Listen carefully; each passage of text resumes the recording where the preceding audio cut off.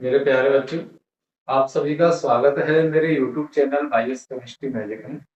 और सुपर 50 की ये जो सीरीज चल रही है, इस सीरीज में आप सभी लोगों का विशेष स्वागत है। और आप लोग इस सुपर 50 की जो सीरीज है, इसकी फायदा उठाइए। जो 12th क्लास वाले जो स्टूडेंट हैं, वो इसका फायदा उठाइए। और आज ये जो क्वेश्चन कराने जा रहा हूँ, वॉल्ट हॉफ का नियम, एग्जाम पॉइंट ऑफ व्यू से बहुत ज्यादा महत्वपूर्ण क्वेश्चन है। इसको आप पूरा कवर कर लीजिए, बहुत ही महत्वपूर्ण क्वेश्चन है। ये बहुत ही ज्यादा बेटा महत्वपूर्ण क्वेश्चन है, इस एग्जाम के पॉइंट ऑफ व्यू से बहुत ज्यादा महत्वपूर्ण। देखो क्वेश्चन क्या है, तनु विलयनों की पराशर दाब से संबंधित वॉल्ट हॉफ का नियम लिखिए। इसका अगला क्वेश्चन दिया गया, देखो पराशर दाब से संबंधित तनु विलयनों का नियम देखिए एवं आणविक द्रव्यमान ज्ञात करने के सूत्र का निर्माण कीजिए। इस तरह से हमारे पास का क्वेश्चन है। क्वेश्चन मैंने नोट कर रखा है, आप क्वेश्चन नोट कर लें, क्योंकि इस क्वेश्चन को दो तीन तरीके से भी पूछा जा सकता है, लेकिन ज्यादातर संभावना ये है कि आपको ये वॉल्ट हॉफ का नियम लिखा हुआ मिल सकता है। तो क्वेश्चन को आप नोट कर लीजिए। अब आप लोगों को मैं इसके बारे में थोड़ा सा बता देता हूँ। तो पहले आप लोगों को आंसर में हेडिंग बनाना है।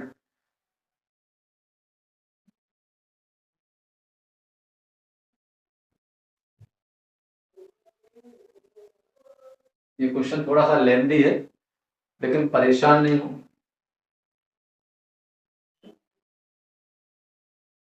उत्तर में हेडिंग क्या बनाएंगे बेटा, वॉल्ट हॉफ का नियम, ये हेडिंग।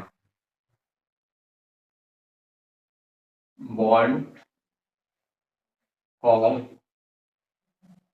का नियम।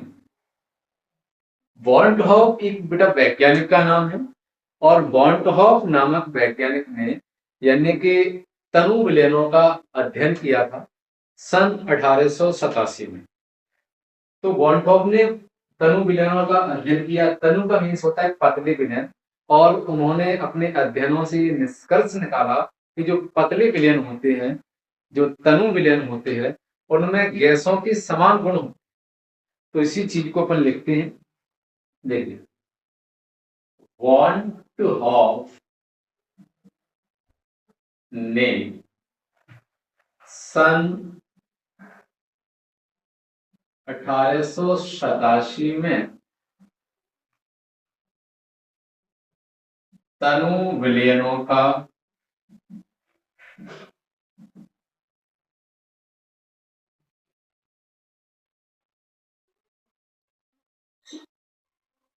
अध्ययन किया और अपने अध्ययन से यह निष्कर्ष निकाला कि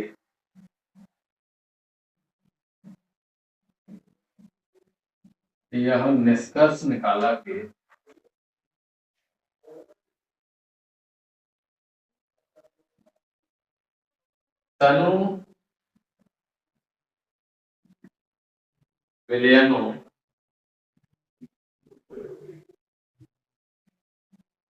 में या फिर तनु विलयन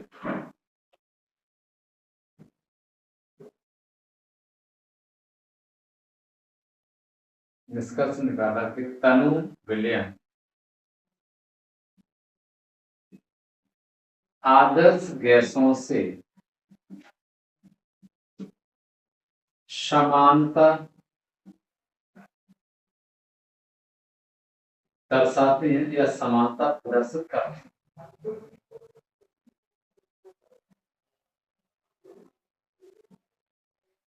ये वाली बात किसने कही थी, वॉल्ट हॉफ नामक साइंटिस्ट। लेकिन ये समानता दर्शाने के लिए उन्होंने एक कंडीशन रखी। वॉल्ट हॉफ ने एक कंडीशन रखी कि समानता यानी जो तनु विलयन होते हैं, जो पतले विलयन होते हैं, वो आदर्श गैसों से समानता को दर्शाते हैं। यानी जो पतले विलयन होते हैं उनके अंदर भी आदर्श गैसों के समान गुण तो होते हैं, लेकिन उसके लिए एक कंडीशन, उन्होंने कंडीशन ये रखी कि ये जो समानता तब दर्शाएंगे जब इनका टेम्परेचर है ना वो स्थिर रखा जाएगा, टेम्परेचर कांस्टेंट रखा जाएगा, तभी ये क्या दर्शाएंगे बेटा, ये आदर्श गैसों के समान गुण दर्शा पाएंगे। तो हम यहाँ पे लिखेंगे इस नियम के अनुसार, यानी वॉल्ट्रॉप के नियम के अनुसार। बेटा ये क्वेश्चन थोड़ा सा लेंथी है, तो मैं इसको रफ करूंगा, तो आप इसको पॉज करके नोट कर। तो इस नियम के अनुसार,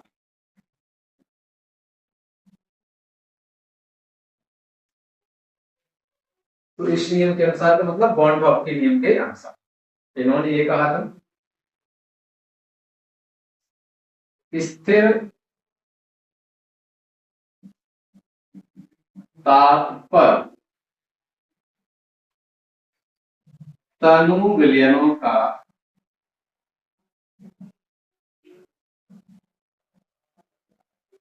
परासरण दाब, और परासरण दाब को डिनोटेड करते बेटा पाई से, परासरण दाब,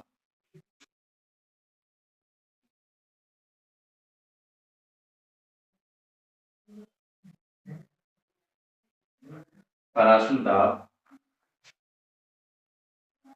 उस विलयन की सांद्रता को, परासरण दाब को बेटा डिनोटेड करते हैं पाई से, और विलयन की सांद्रता को डिनोटेड करते हैं सी से, विलयन की सांद्रता के समानुपाती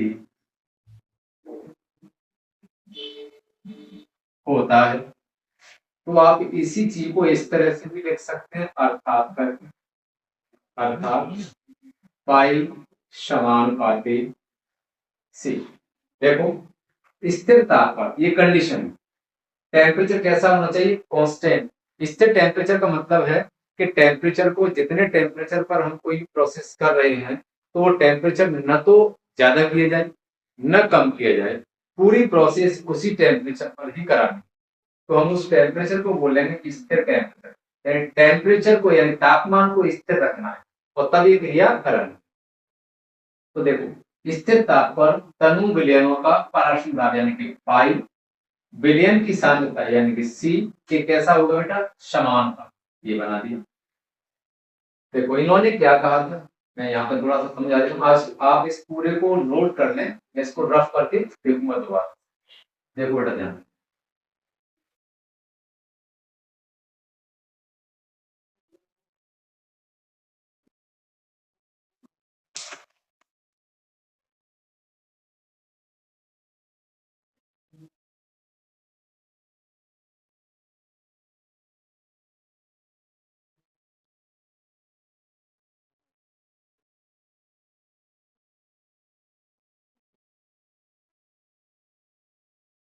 मैंने आप लोगों को पराशर की क्रिया बेटा करा दी है, यानी एक तरफ हमने भरा हुआ है पतला विलयन यानी कि तनु विलयन, और एक तरफ भरा था हमने सांद्र विलयन। तो यानी कि पराशर की क्रिया कब होगी बेटा, ये बीच में लगाई थी हमने अर्ध पारगम्य झिल्ली। तो अर्ध पारगम्य झिल्ली में छोटे छोटे क्षेत्र होते हैं, इसलिए तनु विलयन में से यानी केवल विलायक के कण अर्ध पारगम्य झिल्ली में से निकल करके सांद्र विलयन में चले जाते हैं, यानी पतले वाले विलयन से गाढ़े वाले विलयन में चले जाते हैं। तो हम इस क्रिया को बोलते हैं बेटा परासरण की क्रिया, पराशरण की क्रिया बोलते हैं। अब यहाँ पर यानी कि पराशरण की क्रिया को रोकने के लिए जो दाब लगाते हैं, पराशरण की क्रिया को रोकने के लिए जो दाब लगाते हैं, यहाँ से जो अपन दाब लगा रहे हैं, तब हम इस दाब को बोलते हैं पराशरण दाब। और पराशरण दाब को बेटा डिनोटेड किया जाता है, प्रदर्शित किया जाता है पाई से। अब लेकिन वॉल्टलॉफ नामक साइंटिस्ट ने क्या बोला कि जो पतले विलयन होते हैं, सॉरी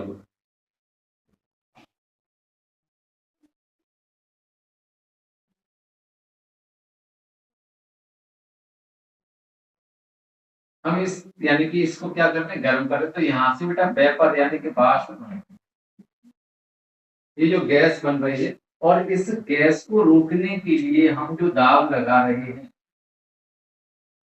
इसे हम बोल रहे हैं वाष्प दाब। क्या बोल रहे हैं, वाष्प दाब यानी वेपर प्रेशर। इसको हम डिनोटेड कर रहे हैं पीसी। तो वॉन डॉप नामक साइंटिस्ट ने ये बोला था कब, सन 1887 में, कि जो तनु विलयन होते हैं, यानी कि जो पतले विलयन होते हैं, उन तनु विलयनों का अध्ययन किया और उन्होंने अपने अध्ययन से निष्कर्ष निकाला कि जो पतले विलयन होते हैं, जो तनु विलयन होते हैं, उनमें आदर्श गैसों के समान गुण होता है। अब इस चीज को समझने के लिए हम यहाँ पर देखो, स्थिर ताप पर टेम्परेचर कांस्टेंट रखना है, उसमें तनु विलयनों का पराशर दाब यानी कि पाई, यानी कि ये उस विलयन की सांद्रता यानी कि इसकी गाढ़े होने पर डिपेंड करता है।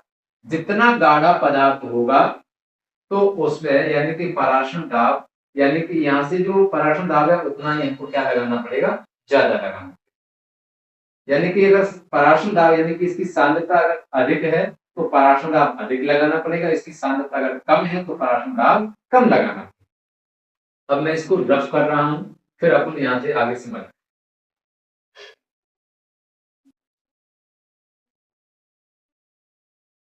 इस पूरे को बेटा आप लोग नोट कर लें,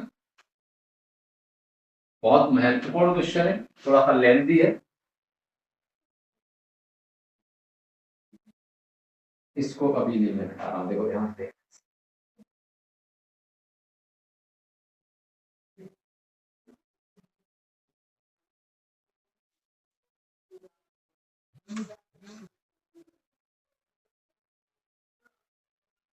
मैंने अभी क्या लिखा था, अर्थात करके लिखा था, पाई समानुपाती सी।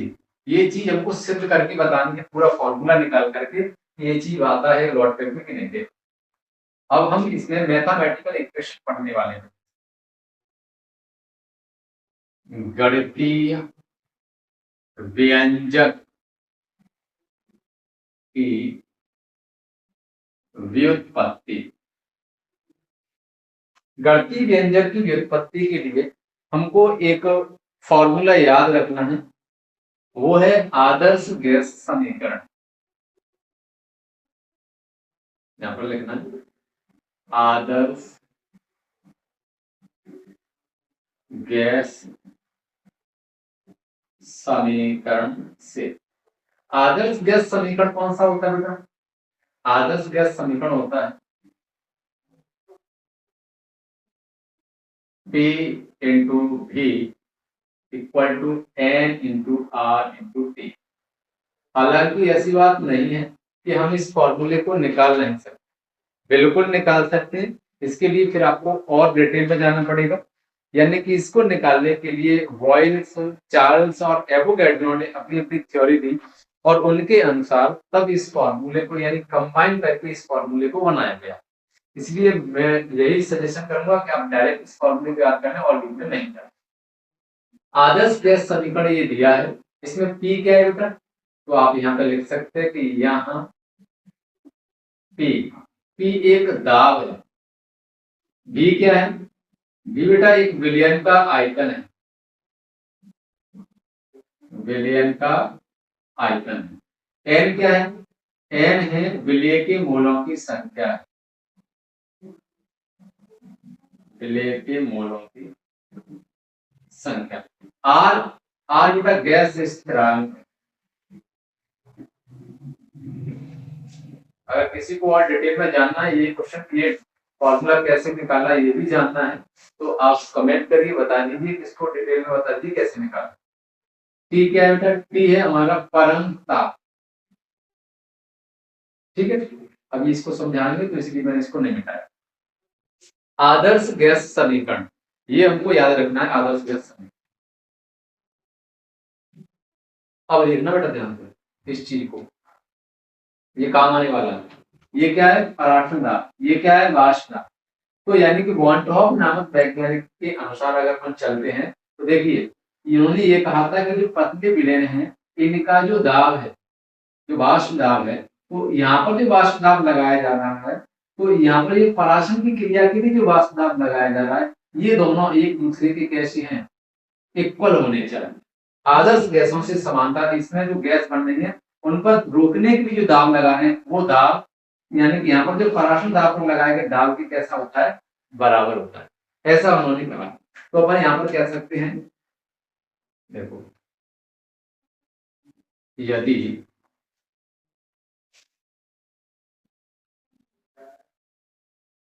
P बराबर पाई है तब, यानी P का मीन्स क्या है बेटा, आपको बता दिया, वाष्प दाब।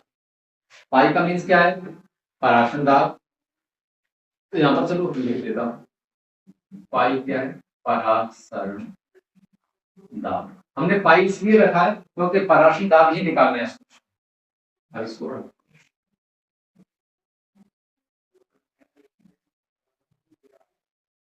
तो बेटा फॉर्मूला फिर क्या बन जाएगा, हम पी की जगह पर क्या रख देंगे, पाई, यानी पी की जगह पर क्या रखना है, पाई, इसकी जगह पर हम पाई रख दें, तो फॉर्मूला नया तैयार हो जाएगा, पाई इंटू भी बराबर N into R into T. ये हमारा फॉर्मूला तैयार हो गया ना। इसको ब्रैकेट में बंद कर दीजिए। हम इसको दे सकते हैं बेटा समीकरण नंबर 1। अब हम फॉर्मूला पाई का निकालना चाह रहे हैं, तो पाई ये रखा बराबर एन ये रखा, आर अपनी जगह पर है, टी अपनी जगह पर है, और इसके रेशियो में हमने पहुंचा दिया है बेटा भी। अब आप लोगों को पता होगा एक फॉर्मूला, यानी कि विलयन की सांद्रता को एक फॉर्मूला होता है, यानी कॉन्सेंट्रेशन ऑफ सॉल्यूशन, इसका फॉर्मूला होता है C बराबर N अपॉन V, यानी विलय के मोलों की संख्या बटे विलयन का आयतन। तो हम इसकी जगह पर क्या रख सकते हैं बेटा, C। तो फिलहाल हम इसको एक फॉर्मूला दे देते हैं, इसको आप फॉर्मूले का नंबर दे दीजिए सेकेंड, इसको हमने दे दिया बेटा समीकरण नंबर 2। यहाँ पर आप लिख सकते हैं C बराबर एन अपॉन। अब आप C के मान को यहाँ पर रखेंगे इस पूरे की जगह पर, यहाँ पर पुट आउट करेंगे तो बन जाएगा I बराबर C into R into T. ये बन गया। C क्या है आप लोगों को बता दिया था मैंने, यहाँ पे लिख देता हूँ, C है विलयन की सांद्रता, भी पता है विलयन का आयतन, एन विलय के मोलों की संख्या। ये हमारा फॉर्मूला हो गया समीकरण नंबर 3। यहाँ पर लिखना यदि, यदि टेम्परेचर को क्या रखा गया है, स्थिर, यदि ताप निश्चित रखा जाता है तब, अगर टेम्परेचर स्थिर रखा जाएगा तो बेटा एक टेम्परेचर तो स्थिर है, तो एक कांस्टेंट वैल्यू है, जब इसको हटाएंगे तो ये तो गैस स्थिरांक है, तो ये भी हटेगा और लास्ट में आकर के क्या बन जाएगा, पाई समानुपाती C। यही तो हमको निकालना, देखो यही तो निकालना, तो ये हमने निकाला। अब इसके बाद में हमने अथवा में एक और क्वेश्चन कराया था, उस क्वेश्चन में ये बताया था कि हमको आणविक द्रव्यमान निकालना है। क्या निकालना है, आणविक द्रव्यमान। यहां से ये बता सकते हैं कि हम, यानी जो विलयन का जो पराशर दाब है वो विलयन की सांद्रता के समानुपाती है। तो ये अणु संख्यक गुणधर्म का एक पार्ट है, उसको अपन पढ़ रहे हैं, इसको मैं रफ कर रहा हूं, आप इसको नोट कर लेना। अब हम समझाएंगे समीकरण नंबर 2 से। तो समीकरण नंबर 2 ये है, चलो यहां तक देखा,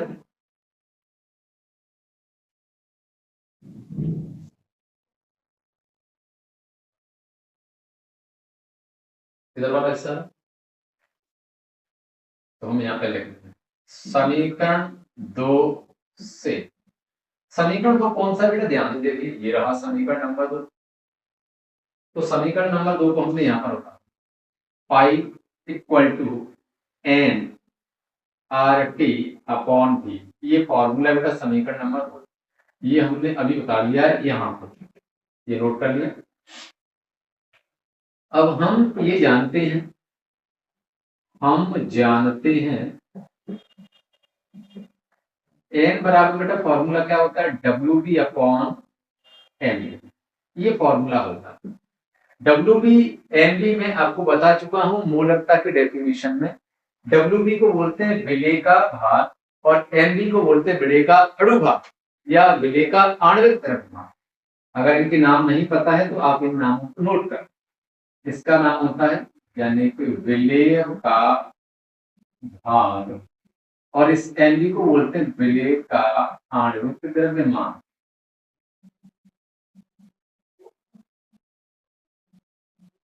ये हमको पता चल गया। अब हमें कुछ नहीं करना है, यानी कि इस n की वैल्यू, ये जो वैल्यू है इस वैल्यू को हमको यहाँ पर रखना है n की जगह। तो फॉर्मूला क्या बनेगा बेटा, देखो पाई बराबर WB upon MB into RT upon V, पहले से ही लिखा हुआ है आप इसको वैसा क्या वैसा ही नोट कर दीजिए। RT अपॉन V, क्वेश्चन में जो अथवा वाला क्वेश्चन था उसने बताया था कि हमको आणविक द्रव्यमान निकालना है विलेय का, और विलेय का आणविक द्रव्यमान कौन सा होता है, MB। तो हमको क्या करना है, इस MB को इधर पहुंचा देना है पाई की जगह पर, और पाई को पहुंचा देना है MB वाले प्लेस पर। तो देखिए बेटा, तो नया फॉर्मूला बन जाएगा MB बराबर WB अपॉन में आ जाएगा बेटा pi into RT upon V। ये बेटा हमारे पास में यहाँ तक क्वेश्चन तैयार, तो हम यहां से लिख सकते हैं अतः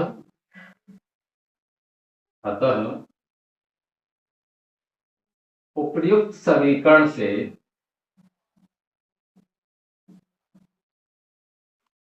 उपर्युक्त या फिर उपरोक्त लिख सकते हैं। अतः उपरोक्त सूत्र से स्पष्ट होता है कि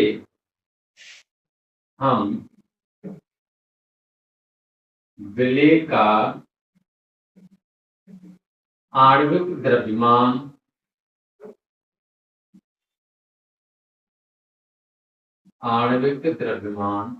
ज्ञात कर सकते हैं।